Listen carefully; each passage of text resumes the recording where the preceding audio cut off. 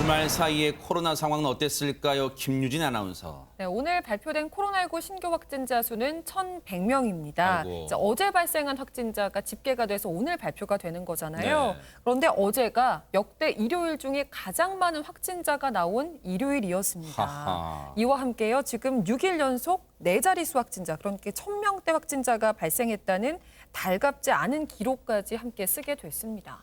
아니 근데 최진봉 교수님, 우리 예. 보통 이게 그동안 뉴스 접했던 기억을 더듬어 보면 주말 사이에는 눈에 띄게 확진자 수가 쑥 줄어들고 다시 화요일쯤 다시 올라가고 이런 패턴이었잖아요. 맞아요. 그걸 네. 이제 주말 효과, 휴일 효과 이렇게 네. 부르거든요. 근데 이번에는 그게 나오질 않았어요. 어허. 이게 이제 문제라는 거죠. 네. 왜냐하면 주말에 그럴 수밖에 없는 게 주말이나 휴일은요. 대부분 검사 기관 수가 일시적으로 감소를 합니다. 그러니까 쉬셔야 되니까 의료진들도. 그러다 보니까 결국 평일보다 검사 수가 감소하게 되고 감사 수가 감소하니까 결국 확진자 수도 감소하는 게 일반적인 패턴이었어요. 그런데 잘 아시는 것처럼 뭐 백화점을 중심으로 해서 엄청나게 많은 사람들이 이제 집단감이 이루어지다 보고 또 검사를 해야 되는 사람이 많아지다 보니까 쉬지를 못하고 또 나와서 검사를 할 수밖에 없었던 상황인 거예요. 결국 4차 대유행이 휴일이나 아니면 주말 효과까지도 없애버리는, 그래서 확진자가 계속 일어나는 1,000명 이상이 계속되는 이런 문제가 발생하고 있다고 볼 수 있을 것 같습니다. 얼마나 지금 확진세가, 이 코로나 확산세가 심각하면 주말인 걸, 검사 건수가 상대적으로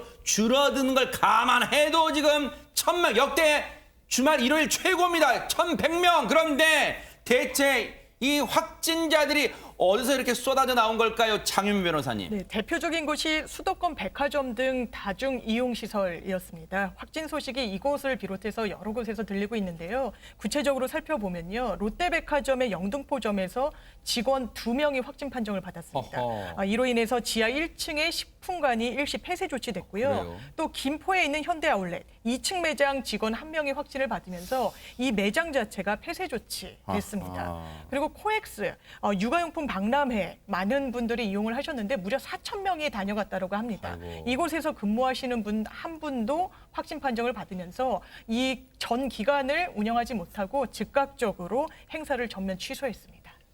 지금 짚어본 세 곳의 공통점이 여러분 아시겠죠? 롯데백화점, 김포 현대 아울렛, 그다음에 서울 코엑스. 다중 밀집 시설이면 많은 사람이 진짜 모든 지역에서, 여러 지역에서 한꺼번에 모였다가 다 일 보고 다시 흩어집니다. 다 자기의 생활 공간으로요. 그렇기 때문에 걱정이 클 수밖에 없는 거예요. 자, 이런 가운데 오늘부터 새로운 거리두기 수도권 4단계 시작되잖아요. 주말 사이에 이 시민분들은 어떤 마음을 가지셨을까요? 얘기 들어보시고 이어가 보도록 하겠습니다. 불편한 점도 많긴 하겠는데 아무래도 많이 나오다 보니까 그냥 빨리 잡는 게 나을 것 같아가지고 그냥 어쩔 수 없죠. 저희 같은 경우에 매출이 아무래도 걱정이 되니까 운영한 입장에서는 좀 빨리 이 시국이 끝나야지 저희도 매출 증가하는 거에서 좀 도움이 되니까 다들 서로 거리두기나 이런 것 좀 열심히 지켜주셨으면 하는 마음밖에 없고요. 많이 아쉽죠. 이번 계기를 통해서 코로나가 많이 없어졌으면 하는데 당분간은 2명이서밖에 못 만난다는 생각이 많이 아쉬운 것 같아요. 들으신 것처럼 이 상황에서 힘들긴 하지만요, 성숙된 시민의식 보여주는 분들이 상당히 많습니다. 그런데 한편에서는요, 이런 상황 나 몰라라, 흥청망청 즐기는 사람도 있다고 합니다. 박성배 변호사님. 이 거리두기 4단계를 앞둔 지난 10일 평소 젊은 층이 많이 몰리는 서울 마포구 연남동은 20, 30대의 발걸음이 평소와 다를 바가 없었습니다. 한 대학생에 따르면 한동안은 저녁 6시 이후에 3인 이상 모이지 못하니까 마지막으로 당분간 친구들을 보러 나왔다고 밝히기도 했습니다. 이른바 4인이 할 수 있는 최후의 만찬을 위해 일부러 나왔다는 얘기라고 할 수 있는데, 이날 저녁 연남동 인기식당은 평소처럼 대기 번호를 받고 들어가는 모습 그대로였습니다. 그리고 지난 11일 서울 마포구 상암동의 한 카페도 만석이었고 곳곳에서 쉽게 마스크를 벗고 대화하는 모습을 볼 수 있었습니다. 최후의 만찬이라는 제목이 이런데 참 비유적으로 쓰인다고 하니 너무 씁쓸함. 이게 주말 금요일, 지난주가 2주 수도권에 4단계 2주간 실시된 걸 앞두고 마지막 불금이다 뭐 이런 말도 나왔어요. 저때 모습인데요. 세상에 보세요. 북적북적합니다. 한편에서는 금요일 날 되게 일찍 들어가신 분이 많아요, 사실은. 그런데 저쪽에서는 보세요. 마스크는 쓰셨다 하더라도요. 거리 2m가 됩니까? 이게 지금 다들 북적북적 지내고 있는데 그런데 이런 가운데 최근에 서울시가 올린 SNS 내용이 정말 무리를 빚고 있다고 하는데 대체 어떤 내용입니까? 최정아 기자님. 네, 그럴 수밖에 없는 것이요. 이 서울시가 지난 10일 오전에 SNS에 정말 뜻밖의 게시물을 올리게 됩니다. 이 내용은 이렇습니다. 을지로 노가리 골목을 소개하는 글과 사진을 게시를 한 것인데요. 을지로 노가리 골목은 힙지로라는 별명을 가진 관광 명소다라면서요. 나뿐만 아니라 밤에도 매력적인 곳이다라고 소개를 했습니다. 이어서 시원한 날씨에는 많은 사람들이 이 카페와 술집 앞에 모여서 어울리면서 아주 독특한 골목의 정취를 즐긴다. 노가리 골목을 방문해서 골목을 따라 숨겨진 보석을 발견해 보라라고 방문을 권하는 모습이었습니다. 아니 저 SNS를 최진문 교수님 네. 서울시가 저 SNS 내용을 올리는 10일 날이 보세요. 확진자 수가 1,378명 역대 최다 확진자가 나온 그날에 하필 지금 생각이 있는 겁니까 없는 겁니까 이거 진짜. 생각이 없는 거죠. 지자체가 저렇게 하면 되겠습니까? 수도권 중에서도요. 사실은 인천이나 경기도보다 서울이 훨씬 많아요. 확진자가 제일 많습니다. 지금. 그러면 조심하고 지금 정부에서도 적극적으로 나서서 방역하고 4차 유행 맞아가지고 지금 2명 이상 못 모이게 만들고 있는 상황 아닙니까? 그럼 거기에 따라가야죠. 그리고 더 열심히 방역을 해서 빠른 시간 안에 이게 다시 꺾일 수 있도록 1,000명 이상 되는 걸 꺾어야 되지 않겠습니까? 그런 상황에서 이게 놀러 오라고 하는 게 말이 됩니까? 아니 오늘부터 이거 당장 2명 이상 못 모이게 되는데 6시 이후에는 네. 그걸 앞두고 서울시가 공고를 하고 4단계 격상되니까 외국인들 보고 3, 3, 5 오라는 거 아니에요 지금. 특히 외국인들 같은 게 잘 아시는 것처럼 우리나라 국민보다 훨씬 더 경계심이 떨어져 있어요 지금. 그러니까요. 그 위험한 상황에서 외국인들한테 홍보를 해가지고 더 많이 오라뇨. 그분들 제대로 검사 안 되고 만약에 그렇게 되면 얼마나 위험하겠습니까? 우리 국민 모두가 위험에 빠질 수 있는데 지자체라는 곳에서 저런 식으로 대응을 하면요. 엇박자가 나는 거잖아요. 중앙정부나 방역당국은 어떻게든지 이 상황을 좀 잘 이겨보려고 노력을 하는데 거기서 다른 데서 딴 얘기를 하고 있으면 방역이 제대로 되겠습니까? 네. 제발 좀 중앙방역대책본부에 말하는 거 좀 잘 따라주셔서 네. 우리가 함께 이 문제를 잘 이겨낼 수 있도록 해야 된다 이렇게 생각을 합니다. 아니 이렇게 지금 무리를 빚고 있는데 아니 김유진 아나운서 서울시는 입이 10개라도 할 말이 없을 것 같은데 근데 입장은 내놨습니까 이에 대해서 지금? 네, 내놨습니다. 나중에 코로나가 끝나고 나면 많이 방문해달라라는 취지로 글을 올렸던 것이다라고 해명을 했는데요. 콧구멍이 2개라서 숨을 쉰다 진짜. 네, 서울시에서는 외국인들이 알면 좋은 장소로 홍보하고 있다. 해당 계정은 외국인을 대상으로 하는 홍보 채널이다. 국내 팔로워는 거의 없다라고 해명을 하면서도 결국 해당 게시물을 삭제했습니다. 그냥요 뉴스파트에 늘 말씀드리지만요 사과할 땐 깔끔하게 사과하세요. 이거는요 나중에 코로나가 좀 잠잠해지면 때를 대비해서 미리 예고편으로 지금 SNS 올린 거 지금 이렇게 얘기한다고요? 지금 장난하는 겁니까? 자 그런 가운데 서울과 경기 인천 수도권 지역은요 바로 오늘 뉴스파이터 끝나면 얼마 안 있어서 6시부터는요 이제 새로운 거리두기 단계 4단계가 시행이 됩니다. 그런데 4단계가 시행된다는 거는 뉴스를 통해서 많이 접하셨어요. 그런데 장윤미 변호사님 어떻게 바뀐다는 거야? 이렇게 궁금하신 분들 많으실 겁니다. 좀 자세하게 알려주세요. 네, 그래서 저희가 가장 헷갈리는 부분 그리고 또 중요한 정보임에도 좀 놓칠 수 있는 부분을 Q&A로 정리를 해봤습니다. 차근차근 말씀해 주셔도 됩니다. 네네. 하나씩 짚어드릴 텐데요. 네네. 일단 4명이 카페 식당에 갔는데 6시가 됐다. 어떻게 해야 될까? 나와야 되나? 아니면 계속 먹던 걸 뭐 드셔도 되나? 궁금하실 텐데요. 구석에 숨는다? 네, 정답이 아닙니다. 아하. 네, 2명은 나와야 합니다. 아하. 왜냐하면 새벽 5시까지 2명만 외부에서 식사하는 것이 허용되기 때문에 4명이 식사하시더라도 6시가 되면 2명은 나와야 한다가 정답이고요. 마치 신데렐라 신세가 되는 거예요. 네. 그렇습니다. 사실상 밤에 이제 다니지 말란 취지가 굉장히 강하게 녹아 그런 있는 취지 거죠. 행간의 의미를 읽어야겠네요. 네. 그리고 택시 굉장히 궁금해하시는 분들 많으십니다. 네. 택시 운전 기사분도 궁금해하시고 승객분들도 많이 헷갈려 하시는데요. 4명이 택시를 탔는데 6시가 됐다. 어떻게 하셔야 될까요? 마찬가지입니다. 2명은 내리시는 것이 원칙입니다. 아하. 택시도 실내와 마찬가지로 사적 모임 금지 대상에 해당하기 때문인데요. 이 점도 유념하셔야 될 것 같고 6시 이후에 3분 이상이 같이 택시에 탑승하시는 건 좀 지양하셔야 되겠죠. 만약에 기사님이 제가 내릴게 할 수는 없는 상황이잖아요. 기사님은 네. 꼭 타셔야죠. 그러니까요. 예, 그러니까 승객분들이 알아서 잘 조절을 해주셔야 될 것 같습니다. 그렇다면 이게 사적 모임 금지이기 때문에 가족은 예외가 아닐까? 가족 같은 경우는 어떻게 해야 되나? 네. 가족 내 행사에도 모두 이런 인적 제한이 적용되나? 이 부분은 어떤 행사인지에 따라서 조금 다를 수가 있는데요. 네. 상견례나 제사 같은 경우에는 6시 이후에는 2명까지만 허용이 됩니다. 하하. 그렇지만 이 많은 인원이 모여야 하는 결혼식과 장례식은 다른데요. 그렇다고 하더라도 무한정 초대할 수 있는 것이 아니라 친족 범위에서만 49명까지 허용이 됩니다. 그리고 또 하나 궁금하신 네. 점.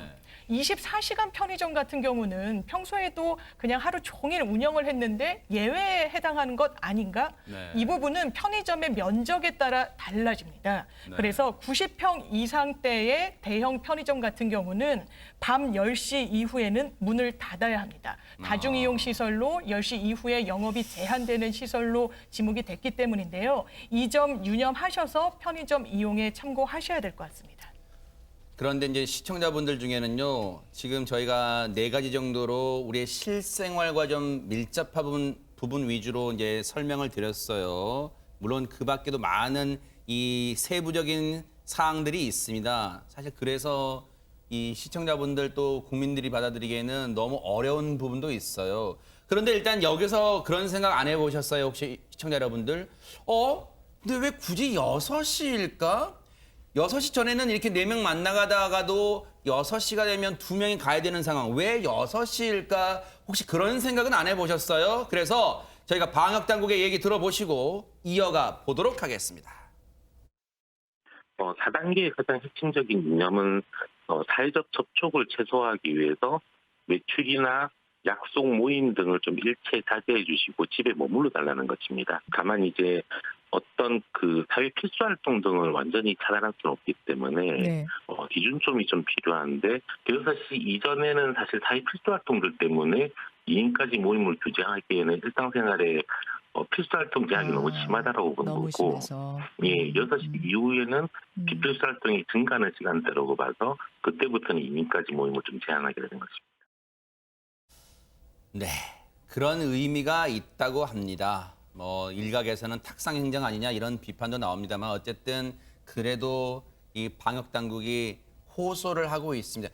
호소를 하는 사람은 이뿐만이 아닙니다. 바로 문재인 대통령도요. 오늘부터 적용되는 수도권 4단계 거리두기 적용 짧고 굵게 끝내겠다는 각오를 내비쳤는데요. 얘기 들어보시고 이어가 보도록 하겠습니다. 봉쇄 없이 할 수 있는 가장 고강도의 조치로서 방역에 대한 긴장을 최고로 높여 짧고 굵게 상황을 조기에 타개하기 위한 것입니다. 무엇보다 희망을 가지기 시작했다가 다시 막막해진 중소상공인들과 자영업자들을 생각하면 무척 마음이 무겁고 가슴이 아픕니다. 이분들을 위해서라도 짧고 굵게 끝내도록 전력을 다하겠습니다. 거리두기 4단계 조치를 짧고 굵게 끝내고 백신 접종 확대로 연결시키면서 기필코 상황을 반전시킬 수 있을 것입니다. 들으신 것처럼 짧고 굵게란 표현을 3번이나 쓸 정도로 지금 강조를 하고 있습니다. 이런 가운데 우리가 지금 사실은 의지가 많이 되는 건 백신일 수밖에 없어요. 박성배 변호사님, 혹시 지금 백신 접종률이 상당히 늘어났습니까? 어떻습니까?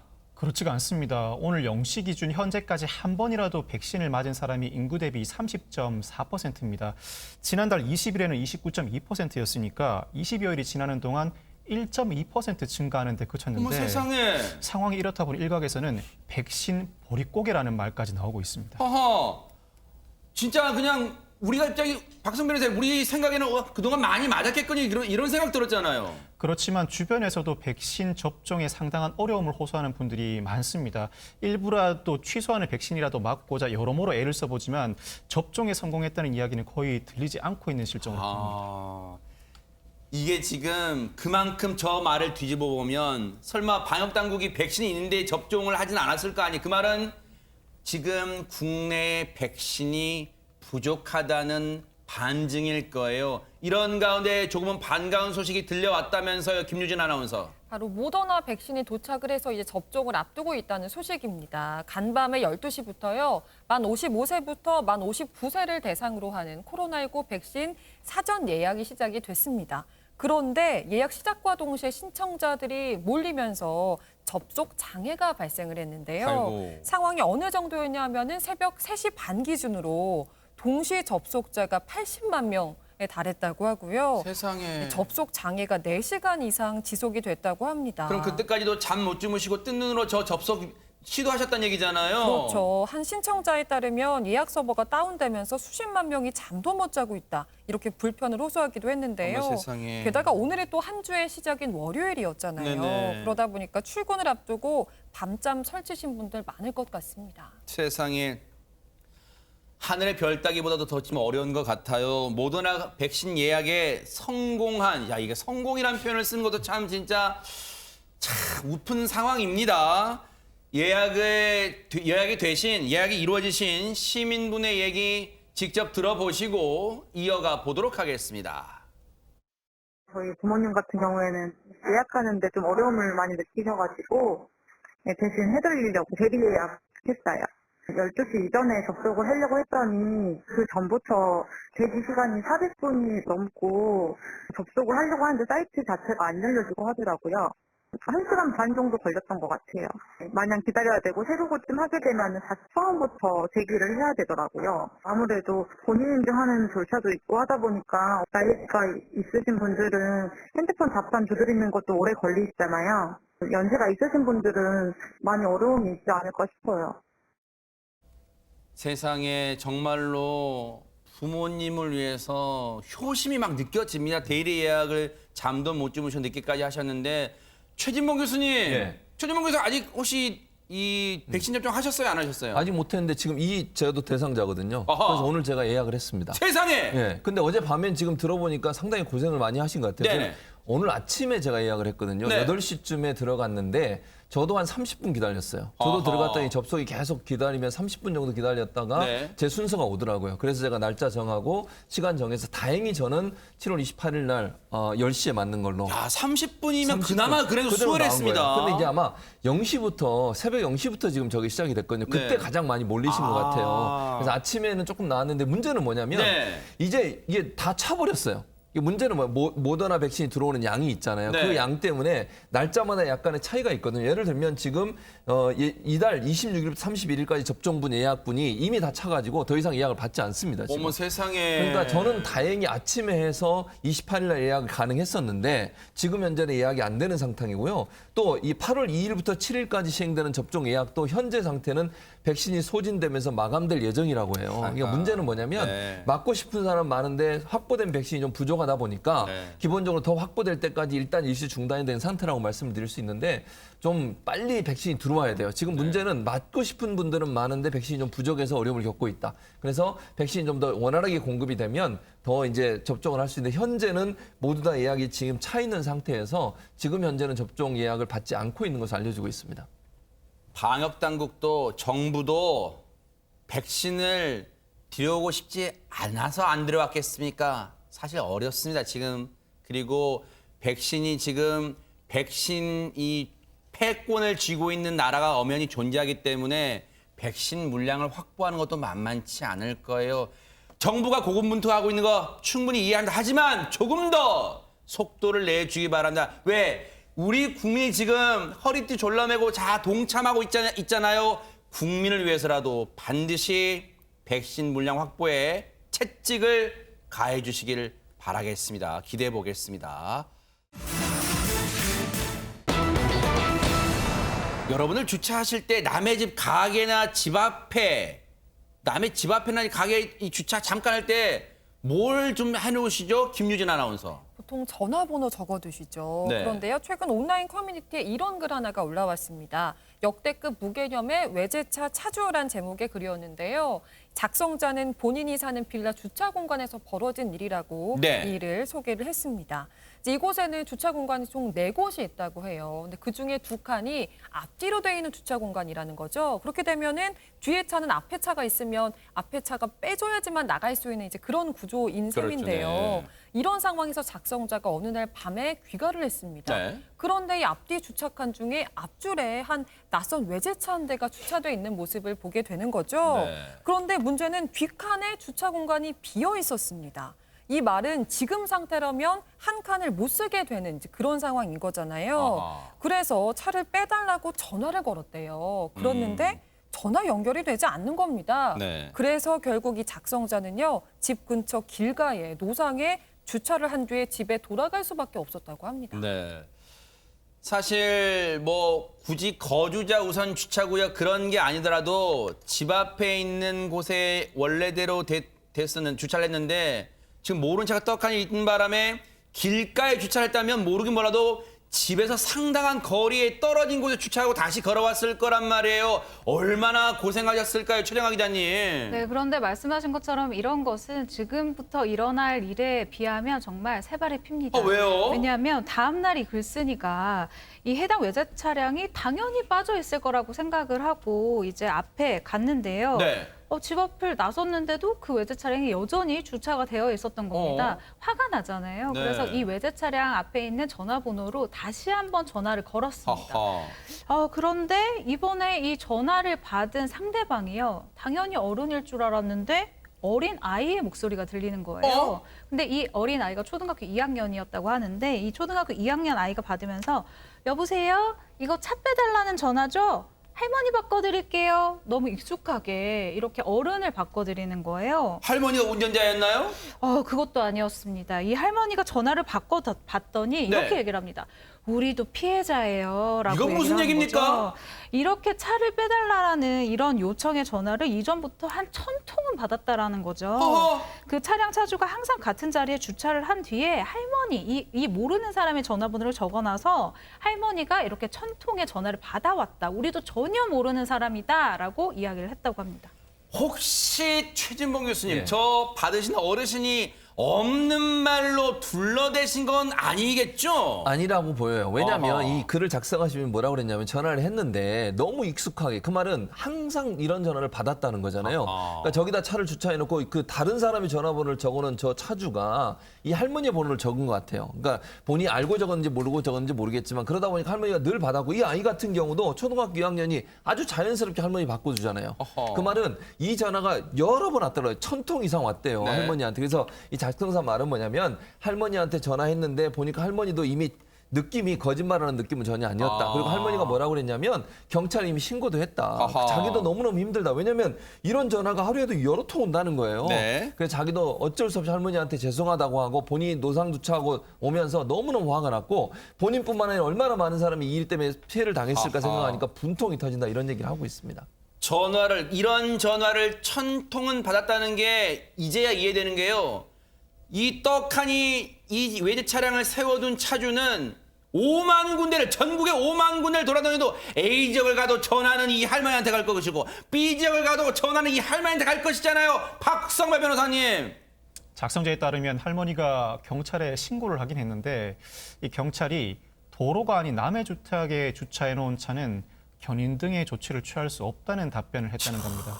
네. 현행 도로교통법에 따르면 이 차량이 타인의 토지에 방치돼 있거나 도로에 세워져 보행자의 보행에 위협이 될 때는 경찰이나 공무원이 차량 이동을 명하거나 직접 이동시킬 수 있는데 아파트와 같은 공동주택은 여기서 말하는 도로 등에 해당하지 않습니다. 따라서 부당한 사례가 발생하더라도 과태료나 견인 등의 조치를 취할 수가 없는데 이 사건 당사자가 처벌받을 수 있는 유일한 경우는 뭘까요? 전화를 반복해서 받는 사람이 평소에 일을 하는 사람이라면 1000통의 전화가 걸려오는 동안 이 대상자도 전화를 받는 사람이 평소에 일을 한다는 인식을 충분히 가질 수 있습니다. 이럴 때는 업무방해죄로는 처벌될 수가 있습니다. 즉 전화를 받은 사람이 아이나 할머니가 아닌 전화 실제 사용자가 평소에 일을 하는 보통의 사람이라면 충분히 업무방해죄로 의율해 처벌할 수 있을 것으로 보입니다. 아니 근데 우리 법이 참 맹점도 있다는 생각도 들고요. 허점도 있고요. 그리고 경찰분들도 다른 업무가 과중해서 그렇게 말할 수도 있겠지만요. 여러분 그런 생각 안 드세요? 만약에 이 차량이 불법 차량이 아니라면 그 차량 번호로 실제 차주의 연락처 등을 알아낼 수 있을 거 아니에요. 그러면 이 전화번호는 잘못된 전화번호면 차량 번호판으로 실제 소유자의 연락처 정도는 알 수 있는 거 아닙니까? 정유미 변호사님. 그렇죠. 손쉽게 알 수 있죠. 왜냐하면 이런 고통을 호소하시는 분들이 또 간간히 인터넷에 사연을 올리고 계시는데요. 남들이 내 전화번호는 알지만 이 차량 주인의 진짜 전화번호를 이 개인들은 알기가 상당히 어렵다는 겁니다. 그래서 경찰에 신고를 해도 우리는 지금 뭐 바로 수사를 하거나 이럴 수 없다라는 부정적인 이제 의견만을 내놓고 있어서 참 답답하다고 토로를 하고 있는데요. 누리꾼들 역시 굉장히 공분하고 있습니다. 아까 또 등장했던 초등학교 2학년 어린이 정말 너무나 이런 전화를 많이 받아서 자연스럽게 할머니에게 넘겨줬잖아요. 주차 때문이시죠? 라고 되물으면서요. 그러니까 이 아이는 무슨 잘못이 있는 거냐라고 누리꾼들이 또 안쓰러운 마음을 전하기도 했고요. 또 이 피해자에게 보상을 반드시 해줘야 되는 거 아니냐. 그리고 저도 전화번호를 바꿨더니 이전에 쓰던 사람한테 오는 연락이 계속 오는 경우가 있는데 이 할머니 같은 경우에는 얼마나 또 고충이 크시겠냐라는 의견들이 잇따랐고요. 이 외제차 차주 정말 처벌해야 된다라고 했는데 사실 업무방해로 의율할 수 있는 방법이 있지만 또 업무를 제대로 보시는 분이 아닌 일반 할머니라면 또 처벌하기가 어려운 부분이 있고 참 입법적인 공백이 분명히 있는 점이 참 아쉽습니다. 그러니까요. 처벌을 못한다잖아요. 그럼 처벌이 능사도 아니니까 처벌을 못한다면 이 사람의 실제 연락처는 알 수 있잖아요. 차량 번호를 통해서. 그러면 경찰이나 지자체가 연락을 해서 선생님 앞에 유리창에 적어놓으신 번호는 저희가 파악한 걸 선생님 전화번호가 아닌 걸로 파악되어 있습니다. 그러면 다음부터는 그러지 마세요. 다른 분들이 피해를 보십니다. 라고 뭔가 조치를 취할 수 있잖아요. 권고할 수 있는 상황 아니에요? 이거 나 몰라 뒷짐지고 있습니까? 다른 분들 피해를 보고 있는데 바로 이런 게 탁상 행정 아닌가 그런 생각도 해봅니다.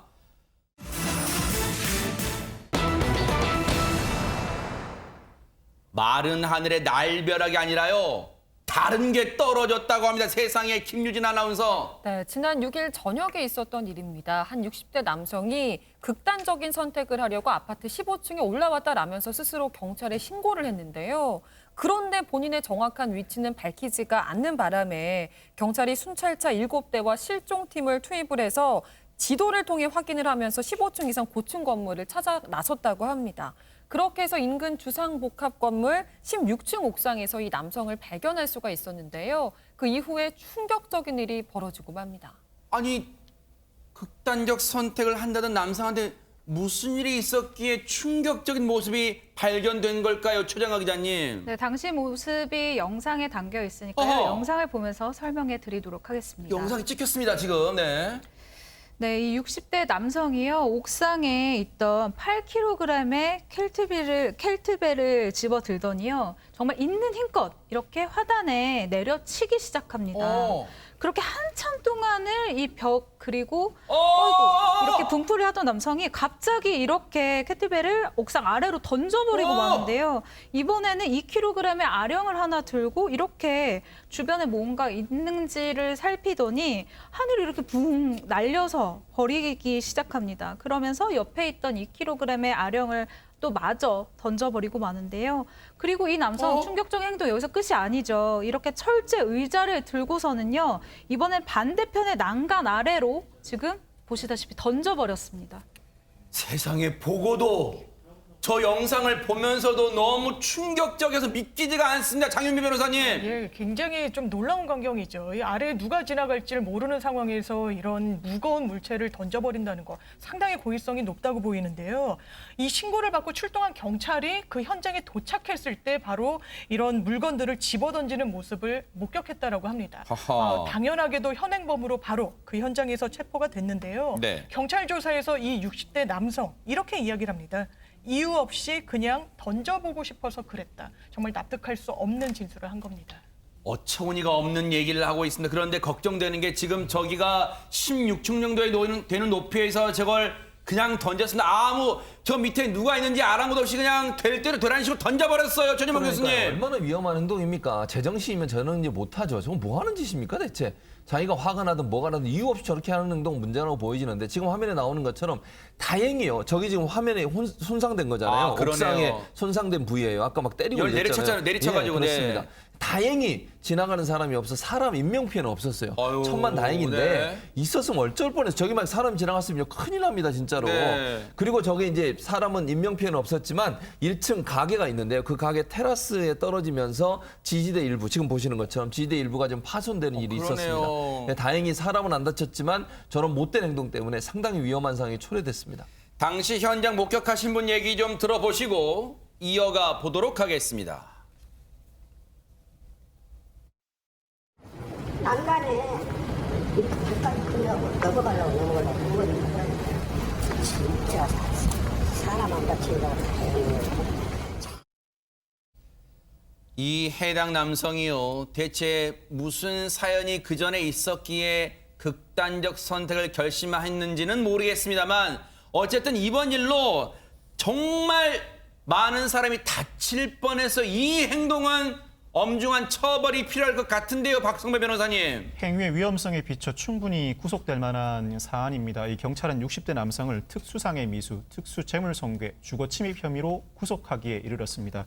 이 남성은 해당 건물의 주민도 아니라고 합니다. 허허. 경찰이 확인해 본 바 남성의 정신병력은 확인한 것이 없다고 합니다.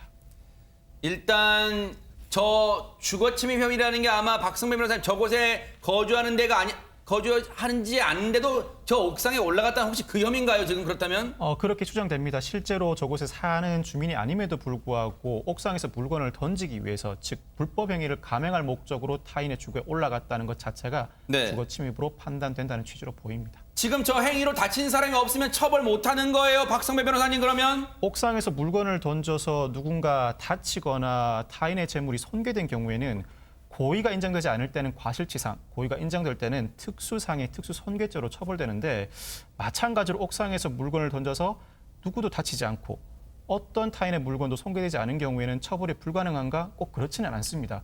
고의가 인정되지 않을 때는 처벌이 불가합니다. 그렇지만 통상 고의가 인정되는 경우에는 특수상해 미수, 특수재물손괴 미수 혐의로 처벌될 수 있고 옥상 아래쪽 많은 사람들이 오가고 많은 장비가 오가고 많은 차들이나 물건이 소재해 있는 경우에는 충분히 고의가 인정될 수 있습니다. 대체 언제쯤 이렇게 될 대로 되라는 식의 범죄가 사라지게 될까? 너무 가슴 철렁했던 그런 아찔했던 사건이었습니다. 요즘 왜 이렇게 부모라는 이름의 탈을 쓴 악마들이 많은 겁니까? 박성배 변호사님.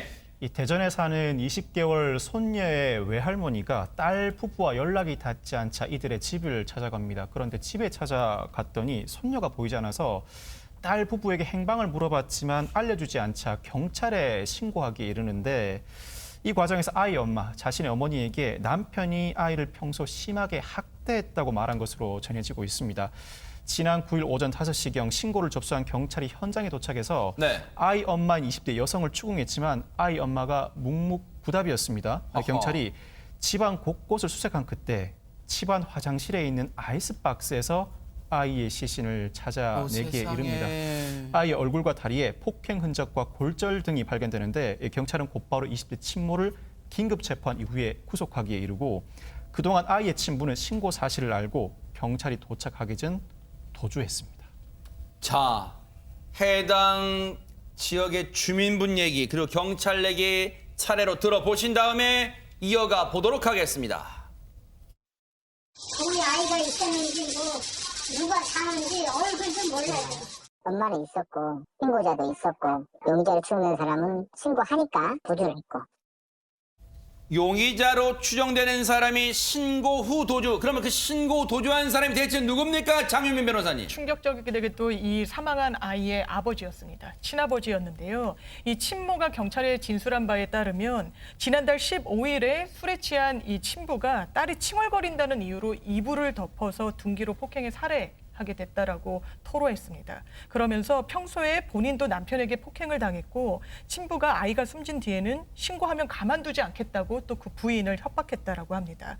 그러면서 아이의 시신이 부패할까 봐 그 부분이 우려돼서 온라인으로 아이스박스를 구입한 뒤에 시신을 보관했다라고 실토를 했고요. 세상에. 그 안에 무려 3주 넘게 방치를 했다는 사실이 경찰 조사에서 드러나기도 했습니다.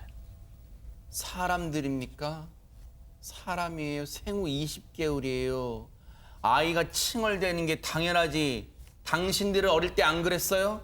그래놓고 이 아이가 칭얼댄다고 이 범죄자들이 하는 수법이잖아요. 아이를 이불로 덮은 다음에 무차별 폭행을 해요. 그리고 숨지게 해요. 아이스박스까지 사서 거기에 시신을 유기했답니다. 최진봉 교수님. 그래놓고 경찰이 오니까 주랭랑을 쳤답니다. 그러니까 얼마나 나쁜 사람들이니까 저는요 인간으로 보이지 않아요. 진짜 우리가 늘 사람입니까 얘기하는데 진짜 사람 아닌 것 같습니다. 짐승만 또 못해요. 그러니까요. 어떻게 자기가 낳은 아이를 둔기로 때려서 숨지게 합니까? 어떻게 이런 일이 있을 수 있는지 모르겠어요. 아니 그리고 나서 경찰한테 신고하고 죄를 달게 받아야 되는 거 아닙니까? 아니 본인이 잘못해서 아이한테 미안해서 무릎 꿇고 경찰 오면 잡혀가서 아이한테 사죄하는 마음으로 살아야 되는 거 아니에요? 네. 이게 뭐 하는 짓입니까? 네. 본인이 잘못한 거 알면서 도망을 가요? 정말로요. 이 아버지로서 자격도 없을 뿐만 아니라 인간으로서 자격이 없어요. 다른 사람의 생명을 소중하게 생각하지 않고 자기가 낳은 아들마저도 이렇게 무참히 살해를 하는 이런 일이 벌어졌다고 하니까 이런 사람들이 어떻게 인간의 탈을 쓰고 이 땅에 살고 있는지 너무너무 화가 나고요. 이런 사람들은 영원히 우리 사회와 분리시켜야 돼요. 네. 우리 사회에 돌아와서 또 어떤 짓을 할지 모르는 거 아니겠습니까? 네. 저는요. 이런 사람들이 다시는 우리 사회에 발을 못 붙이도록 그런 엄벌에 처하는 일이 반드시 있어야 한다고 생각을 합니다. 당시 현장을 목격한 분, 현장에 아마 이 친엄마의 엄마, 그러니까 숨진 아이의 외할머니가 신고를 했을 것 추정이 됩니다. 신고를 받고 경찰이 오기 전에 저 친부라는 악마는 현장에서 내뺐는데 일부 보도를 보니까 너무너무 급하게 도망친 나머지 신발도 신지 않고 옆집 담장을 뛰어넘어 도망쳤다고 합니다. 박성배 변호사님. 이 친부는 피해자의 친인척으로서 인적사항이 특정된 상황이기 때문에 경찰의 검거는 시간 문제입니다. 경찰이 곧바로 친부를 긴급 수배하고 추격에 나섰는데 사흘 만인 오늘 중구의 한 모텔에서 친부를 체포하기에 이릅니다. 네. 이 친부는 생후 20개월 된 아이를 학대해 숨지게 한 혐의를 받고 있고 아이 시신을 아이스박스에 유기하는 데 가담하기도 한 것으로 전해지고 있습니다. 경찰은 숨진 아이 시신을 국과수에 보내 사망 시기와 원인을 밝혀낼 예정이고 향후 범행 경위는 부검 결과와 피의자들의 진술을 통해 밝혀낼 예정입니다. 세상에 너무너무 가슴이 아프고요.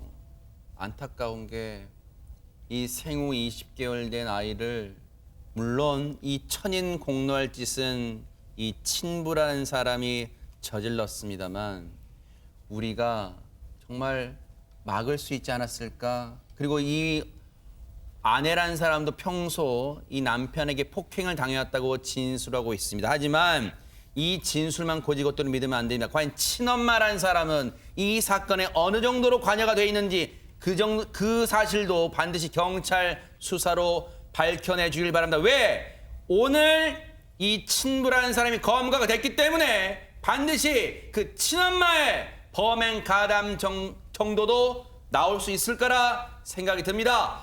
하늘나라에 있을 이 생후 20개월 된 아이 억울함을 풀어주기 위해서라도 반드시 사건 실체 밝혀내 주시길 바랍니다.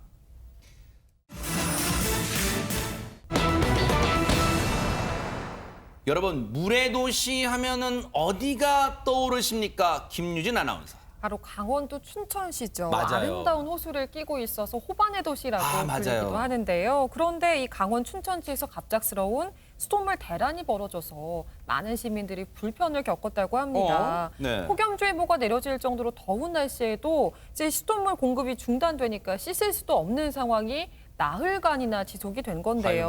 아이고. 이제 그러면서 이제 시민들의 원성이 이렇게 자자합니다. 호반의 도시란 이름부터 바꿔야 할 것 같다라는 시민도 있었고요. 나흘 내내 지금 생수로 씻고 있다라는 시민이 있는가 하면 씻지도 못하고 밥도 제대로 못 먹고 화장실도 제대로 이용하지 못해서 정말 힘들었다라면서 많은 불편이 이어지고 있는 상황입니다. 사실 9일부터 12일, 그러니까 뭐 오늘까지 정도겠죠, 나흘간. 그러면 보세요, 여러분 주말 사이도 느끼셨겠지만 더운 것도 더워, 기온이 높은 것도 높았지만 습도도 많아가지고 정말 불쾌지수도 많아가지고 나 씻고 싶어, 나 씻고 싶어, 그런 분들 많으셨을 거란 말이에요. 근데 박성배 변호사님, 나흘씩이나 물이 안 나왔어요. 대체 무슨 일이 생겼던 거예요?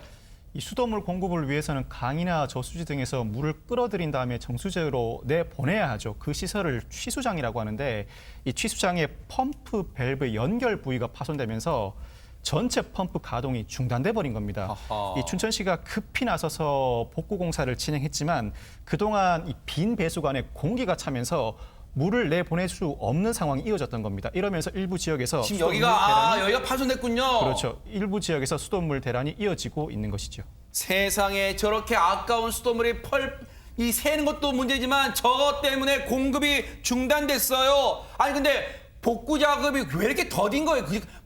그렇게 나흘 시나 걸려야 되는 거예요, 김유진 아나운서? 일단 시에서는 긴급 공사를 통해서 이미 복구를 마쳤고 수돗물 공급이 이뤄지고 있다라고 하고 있지만 아직도 피해 상황이 이어지고 있는 상황입니다. 저희 네. 뉴스파이터에 피해를 호소하고 있는 그런 제보들이 많이 들어왔거든요. 아, 그래요? 직접 보여드리면 네네. 어떤 거냐면 이 수돗물 공급이 재개된 지역에서도 이렇게 물을 트니까 파란색 물. 이게 뭐예요, 이게? 이거 무슨 이온음료 아니죠, 지금. 수돗물 꼭지를 트니까 저런 파란색 물이 나오는가 하면 소독약 냄새가 강하게 나기도 했다고 하고요. 땀 흘리는 사람한테 지금 이온음료 먹으라고 지금 저렇게 파란 물 나오는 거예요? 그러니까요. 거품까지 저렇게 일잖아요. 게다가 어느 곳에서는 지금 갈색 녹물이 쏟아져 나와서 지금 샤워기 필터가 갈색으로 변한 모습을 확인할 수가 어머, 있습니다. 세상에. 그렇다 보니까 물이 나와도 지금 쓸 수 있는 상황이 아닌 것 같습니다. 그러네요. 어떻게 저 물에 샤워를 하고 밥을 짓고 마시거나 할 수, 세계 파란색 물은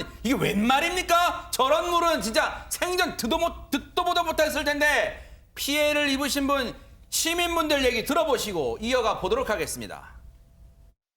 물을 써도 된다는 문자 먼저 왔었잖아요. 그리고 나서 하루 있다간가 물을 갑자기 또 아껴달라니까. 처음 단수 끝나고 나서는 약간 빨갛게 녹물이 나왔었는데 오후에 다시 단수가 됐어요. 그 다음에 다시 단수 끝나고 켜보니까 그때는 검은 이물질 같은 철가루가 나왔거든요. 사람들이 물티슈로 이렇게 확인해 보라고 해서 확인을 해봤는데 철가루가 이렇게 걸러져서 물티슈에 묻어나오고 약간 노랗게도 나오더라고요. 세탁기는 아직도 약간 노랗게 묻어나와요. 물세를 지원해 준다던가 확실한 지원 내용은 없었어요. 그러니까 이제 물세라는 게 수도 요금을 뭐 깎아준다든가 아니면 지원해준다든가 그런 대책을 해줘야 되는 거 아니냐. 왜 물이 나와도 녹물, 색가루가 있는 물로 어떻게 씻느냐, 밥을 짓느냐, 물이 나와도 못 쓰지 않느냐. 지금 그 호소를 하시는 거예요. 박성회 변호사님. 그런데 그럼 오늘부터 이제 뭐 좀 이 공급이 됐는데 완전히 해결된 건 아니에요, 그러면? 완전히 해결된 건 아닙니다. 그동안 시가 안내 문자를 시민들에게 보내왔는데 그 내용이 이 초기 수돗물 사용 시에 이 탁수나 이물질 등을 충분히 배출한 후에 사용하라는 겁니다. 그 안내를 받은 시민들이 물을 틀어놓고 하염없이 기다리는데 녹물이 계속 나오고 제대로 된 물이 나오지 않고 있다는 겁니다. 또 제대로 물이 나오지 않으니까 아예 쓰지도 못하는 시민들에게 시는 물 아껴 쓰기를 강력히 당부하고 있다고 합니다. 야, 최진봉 교수님 늘 하는 말이지만요. 진짜 책상머리에 앉아서 행정하네요. 아니, 물을 이제 공급이 됐으니까 녹물을 흘려보내고 사용하세요라고 해서 틀었더니 하염없이 녹물만 나와서 그럼 그 수도요금 누가 낼 겁니까? 지금 그 얘기 하시는 거란 말이에요. 그런데 이제는 물 아껴 쓰세요 이러고 있습니다. 그러니까 해결 방법이 아니잖아요. 네. 아니 시민들이 물이 안 나와서 물이 없어가지고 지금 사흘째 나흘째 고생하고 있는 거잖아요. 네. 그 근본적인 해결을 해주는 게 아니라 물 아껴 쓰라니요. 이게 말이 됩니까? 그것도 그 물 아껴 쓰는데 나오는 물도 녹물이에요. 파란색 물이고. 그럼 쓸 수도 없는 거예요, 사실은. 그러니까 제대로 공급을 하기 위해서 노력을 하는 게 아니라 시민들한테 더 쥐어짜서 고생하십시오 이런 얘기밖에 안 잖아요. 네. 이런 식으로 대응하면 안 된다고 보고요. 실제로요. 네. 이것 때문에 피해가 엄청나게 나흘째 안 나왔어요, 물이. 그러니까 아이들이 급식을 못 하는 거예요. 네. 아니 학교에서 아이들한테 밥을 지어서 줘야 되잖아요. 아이들한테 밥을 못 주는 상황이 됐어요. 그러네 이제 보니까요. 네, 그래서 4개 학교, 춘천에 있는 4개 학교는 아예 오전 수업만 하고 다 학교 조치했어요. 아이고. 그리고 한 학교는 대체식. 그러니까 그 학교에서 밥을 못 하니까 뭐 편의점 이런 데 사와 가지고 음식을 또 나눠줄 수밖에 없는 상황이었고. 더 큰 문제는 뭔지 아십니까? 요즘 코로나 때문에 자영업자 소상공인들 어렵잖아요. 네. 이분들 장사를 못 해. 그러네요. 생각해 커피숍이든 가게든요. 물이 안 나오면요. 장사 못 하면 다 문을 닫았어요, 지금. 그러니까 그렇지 않아도 이 4차 유행 때문에 힘들어하시는 자영업자들이 이 물 때문에 또 가게 문을 닫아야 되는 이런 이중고에 시달리고 있는 상황입니다. 춘천시 대체 뭐 하는 겁니까? 세상에 이게 지금 무슨 진짜 알벼락입니까? 이 더위예요. 그런데 앞서 말씀드렸지만 자영업자분들 지금 2중고, 3중고입니다. 지금 이것 때문에 수돗물 대란 때문에요. 얘기 들어보시고 이어가 보도록 하겠습니다. 현재 춘천에서 카페 운영 중인데 2시부터 단수가 된다는 알람을 받았어요. 그러고 서서히 물이 안 나와서 영업을 일찍 마감할 수밖에 없었어요. 그리고 다음 날에는 녹물이 같이 나오고 그래서 또 마감을 일찍 하는 수밖에 없었거든요. 뭐 생활도 불편하긴 한데 장사를 할 수가 없는 게 제일 큰 걱정이었고 뭐 시에서 특별히 지원이 나온다거나 그런 연락은 못 받았거든요. 들으셨죠? 물 아껴 쓰세요라는 문자는 뜩하니 보낼 때는 빨라요. 그런데 보세요. 지금 이 자영업자분 호소 들으셨죠? 시에서 현장 지금 실태 조사나 그런 거 나온 거 아무것도 없다는 거예요. 늑장 대응하고 있어요. 최재가 기자님. 네, 이런 비판이 이어질 수밖에 없는데요. 첫날에는 불편함을 참고 넘어갔지만 벌써 사흘째입니다. 그렇다 보니까 더 이상은 참지 못하겠다. 이런 의견이 굉장히 많죠. 일단 씻지도 못하죠. 빨래도 못하죠. 뭐 청소, 뭐 설거지나 당연히 할 수 없는 상황입니다. 그렇기 때문에 이 지역의 관련 기관들에는 문의 전화가 쏟아지고 있고요. 그러면서 자연히 또 연락이 잘 닿지 않는 거예요. 아무리 전화를 해도. 이런 상황에서 무작정 기다려야만 하는 시민들의 이 고충이 점점 더 높아지고 있는데요. 이에 춘천시에서는 각 행정복지센터를 통해서 가정마다 뭐 생수 그리고 급수차를 지원 중인데 일부 주민들이 생수를 사재기하면서 소동이 벌어지기도 했다라고 이야기를 합니다. 그래서 급한 대로 이제 이 도로변에 보면 소화전 있잖아요. 소화전. 그 소화전을 통해서 이제 물을 공급받고 길게 줄 서서 이 공급을 임시 방편으로 하는데요. 그마저도 1인 가구 등은요. 회사 출근해야 되면 그 공급받는 물도 못 받아요. 지금 이런 상황입니다. 장윤미 변호사님. 그렇습니다. 또 춘천시가 책임 있는 모습을 보여주지 못하고 연락을 해도 다 불통으로 나오니까 이 시민들이 특히나 SNS를 통해서 아름아름 그 상황을 공유하는데 어르신들은 SNS를 많이 안 사용하시잖아요. 그래서 이런 정보에서 또 굉장히 멀어지신다는 겁니다. 또 최소한 그렇다면 물을 언제부터 써야 되는지 아껴 쓰라고 얘기만 할 게 아니라 그렇다면 물을 어느 정도 빼고 써야 되는지 이런 좀 가이드라인을 줘야 되는데 그런 것도 없이 그냥 물을 쓰지 말라고만 하니까 답답하다고 굉장히 분통을 터뜨리고 계시고요. 특히 소상공인들, 펜션 같은 곳을 영업하시는 곳들이 상당히 많은데 물을 못 쓰게 되니까 손님을 받을 수가 없는 겁니다. 그래서 부랴부랴 뭐 생수를 막 하루에 30-40통씩 주인이 사서 된다고 하더라도 물이 없으니까 청소 자체도 못하고 고객들이 뭐 목욕 같은 것도 전혀 할 수가 없어서 굉장히 지금 생계에도 큰 타격을 받는 그런 상황이라고 합니다. 그래서 춘천의 한 마트의 집계를 보니까요. 생수 사재기에 나선 시민들이 몰리면서 그 지난주보다 물 판매량이 15% 정도 증가해서 무려 2리터 기준 4,800개 정도가 팔렸다고 합니다. 상황이 이 지경인데 시는 뭐하고 있습니까? 최진봉 교수님. 시는요, 그냥 사과문 냈어요. 사과하고 안내 말씀드렸는데 이걸로 끝날 문제가 아니잖아요. 네. 아니 원인은 다 우리가 얘기 들었듯이 문제가 발생했어요. 그럼 해결을 해야죠. 빠른 시간을 해결해서 사람들의 불편함을 바로잡아주는 게 필요하지 사과 안내 말씀 홈페이지에 올린 게 중요한 게 아니에요. 저 사과 전에 본인들이 잘못한 거 인정하고 시민들한테 사과하고 빨리 정상화시키시기 바랍니다. 그리고 그 피해를 본 것에 대해서는 반드시 금액이든 뭐든 뭔가 철저하게 보상해 주기 바랍니다. 지켜보겠습니다.